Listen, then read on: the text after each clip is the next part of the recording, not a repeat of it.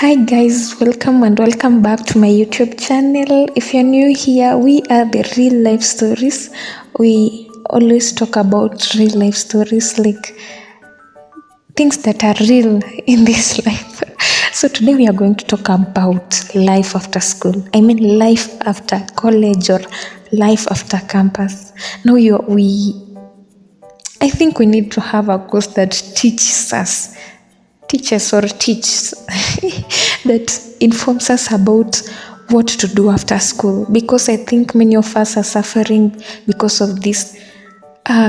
So let's start from the beginning. Now maybe you have done your primary level, your secondary level, and then your tertiary level, and then you're just completed, maybe you have even graduated, and then what next? I think they should have told us. They should have told us that life after campus is just a hell. It's hard. It's very hard. It's very hard. I think even some people pass through a lot of depression, a lot of anxiety, a crisis, confusion. Like you just get up to a point where you don't know what to do. You don't know whether you should just look for a job. So as I was saying, you don't know what to do next after campus. You don't know whether to look for a job. You don't know whether to start a small business. You don't know whether to leave your parents' house. You're just stuck. You don't know anything. And then the funny thing is that when you go maybe to a industry or to a job opportunity, what you're being asked is maybe your experience, yet you don't have any experience. So you end up going back to home and maybe just staying there, being stuck, doing nothing. It's just a crisis. Anyone who has gone to that point, atuambie hapo kwa comment section what he or she did, because sisi wengine hatujafika hapo. We need to know what's really happening. And then I think this thing should be educated to those people who are maybe yet to graduate or maybe yet to finish school. Maybe they should be told about some things, about maybe saving up some money, the little money that they get maybe from help or something. They should at least save that money for future use. Or maybe they should be informed about maybe starting a small business around, or even applying for jobs even before you finish school, because mtu asikudanganya. You can just decide that maybe let me graduate and then you can find a school or maybe an industry to work. So I was currently researching about the same issue, just trying to Google maybe some people, or even asking some people who I know that have gone through that crisis. So many of them were just repeating the same point, that someone should look for a job before even graduating. You see that last semester, last month when you're going to finish school, it's the point where you should start looking for school, because immediately if you suspend the urge to start looking for a job at that moment, remember you're not alone. You're going to graduate as a whole group countrywide. So that at that point there will be a crisis, because everyone is searching for a job everywhere.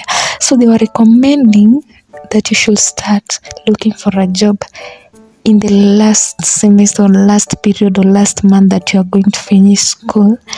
That's the actual time of looking for a school or a industry or something. And then sorry, I